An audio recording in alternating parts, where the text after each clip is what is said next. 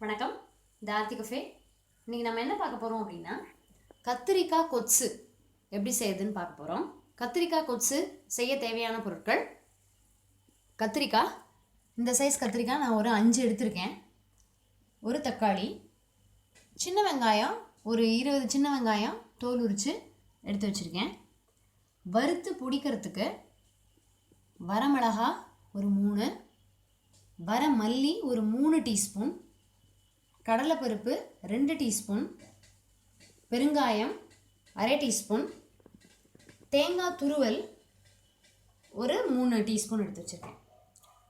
இப்போ இந்த எண்ணெயில் தாளித்து கொட்டுறதுக்கு கடுகு, கருவேப்பிலை 2 கொத்து, புளி ஒரு பெரிய நெல்லிக்காயினுடைய அளவுக்கு அழுத்தமாக பிடிச்சி எடுத்து வச்சுருக்கேன். அந்த புளியை கரைச்சிக்கிறதுக்கும் தேவையான அளவுக்கு தண்ணிக்கும் ஒரு 200 ml தண்ணி எடுத்து வச்சுருக்கேன். தேவையான அளவுக்கு உப்பு, மஞ்சள் பொடி, இந்த வெங்காயம் கத்திரிக்காயை வதக்கிறதுக்கு ஒரு 50 ml நல்லெண்ணெய். இதுதான் இந்த கத்திரிக்காய் கொச்சு செய்ய தேவையான பொருட்கள். இப்போ நம்ம என்ன பண்ணிக்கலாம் அப்படின்னா, கத்திரிக்காவை சதுரமாக நறுக்கி வச்சுக்கலாம். தக்காளியையும் சின்ன சின்ன பீஸாக நறுக்கி வச்சுக்கலாம்.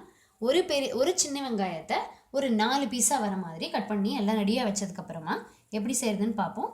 இது அதே மாதிரி இந்த வரமல்லி, வரமிளகா, கடலைப்பருப்பு இது எல்லாத்தையும் தனித்தனியாக வறுத்து, அது கடைசியாக தேங்காவையும் நல்லா கொஞ்சம் ப்ரௌனாக வறுத்து பொடி பண்ணியும் வச்சுக்கலாம். ஸோ இதெல்லாம் செஞ்சு முடிச்சதுக்கப்புறமா எப்படி பண்ணுறதுன்னு பார்ப்போம். சின்ன வெங்காயத்தை இந்த மாதிரி சைஸ்க்கு நறுக்கி வச்சாச்சு. தக்காளியும் சின்ன சின்ன பீட்டாக நறுக்கி வச்சுட்டேன். கத்திரிக்காவை வந்து இந்த மாதிரி ஸ்கொயராக நறுக்கி வச்சாச்சு.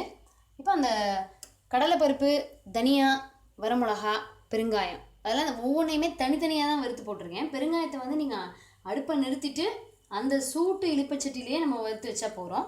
தேங்காவையும் தனியாக வறுத்து வச்சுருக்கேன், அந்த துருவன தேங்காவை. இப்போ நம்ம என்ன பண்ணலாம், இதை பருப்பு, தனியா, வரமிளகாவை தனியாக முதல்ல ஃபுல்லாக ஜாரில் போட்டு ஃபுல்லாக மசிஞ்சதுக்கப்புறமா தேங்காவையும் போட்டு மசிச்சுக்கலாம். தேங்காவை ஒன்றா சேர்த்து மசிக்க வேண்டாம், தனித்தனியாக மசிச்சுக்குவோம். இப்போ அடுப்பில் வந்து நல்லெண்ணெய் வந்து காஞ்சாச்சு. இப்போ இதில் நம்ம சின்ன வெங்காயத்தை போட்டுடலாம்.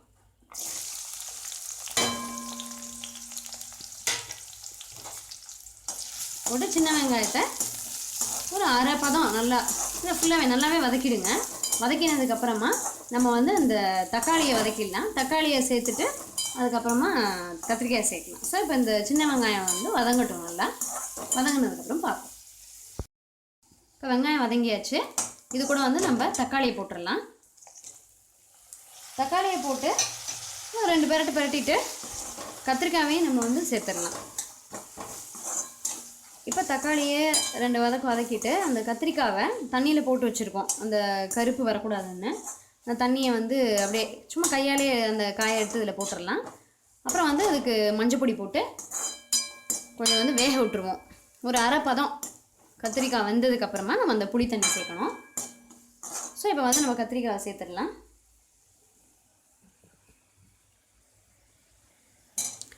கத்திரிக்காவை சேர்த்துட்டு மஞ்சள் பொடி சேர்த்து கொஞ்சம் வேகட்டும். கத்திரிக்காய் வந்து ஒரு அரை பதம், அதுக்கு தேவையான அளவுக்கு தண்ணி வந்து கொஞ்சம் விட்டுக்கலாம். நம்ம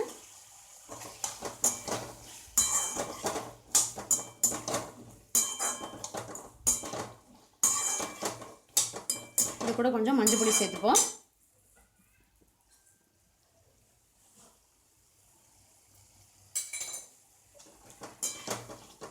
கத்திரிக்காய் நல்லா ஒரு அரை பதம் வெந்ததுக்கப்புறமா பார்க்கலாம்.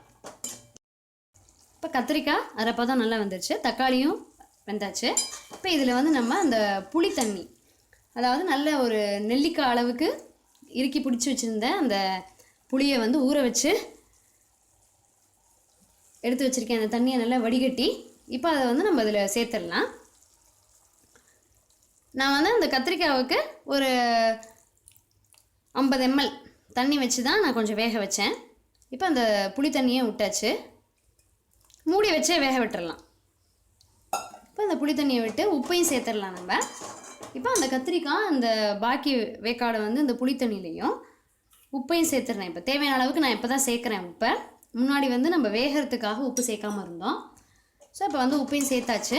இப்போ அதை வந்து நம்ம மூடி வச்சே வேகட்டும். அது இந்த பச்சை புளியினுடைய வாசனை போகணும்.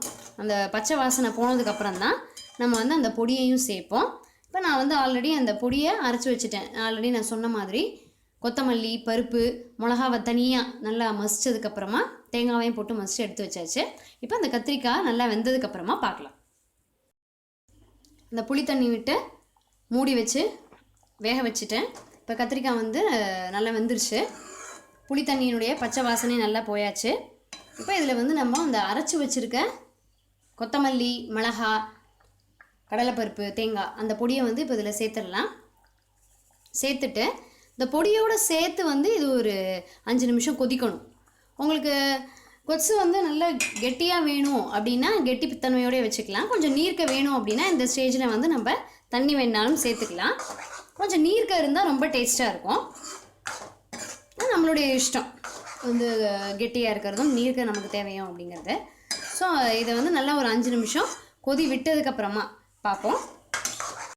இப்போ அந்த பொடியை சேர்த்து ஒரு கொதி விட்டாச்சு. அப்படியே வாசனை கமன்னு அடிக்குது. இந்த நல்லெண்ணெய் வாசனை கத்திரிக்காயோட சேர்ந்து அப்படி அந்த சின்ன வெங்காயம்லாம் பார்க்க அப்படியே சாப்பிடணும் போல் இருக்குது. அருமையாக.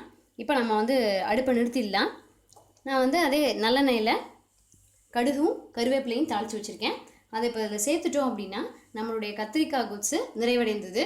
இதுக்கு வந்து அருமையான இது எதுக்கு காம்பினேஷன் அப்படின்னா அரிசி உப்புமாவுக்கு தான் அது பெஸ்ட்டு காம்பினேஷன். நம்ம இட்லி தோசைக்கும் தொட்டுக்கலாம். ஆனால் ரொம்ப வந்து பெஸ்ட்டு எதுன்னு பார்த்தீங்கன்னா அரிசி உப்புமா தான்.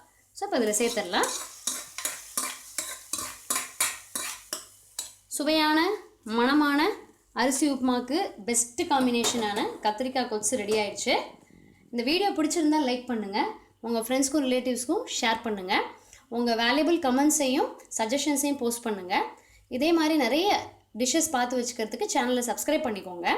இன்னும் ஒரு நல்ல ரெசிபியோட உங்களை நெக்ஸ்ட் எபிசோட் மீட் பண்ணுறேன். தேங்க்யூ.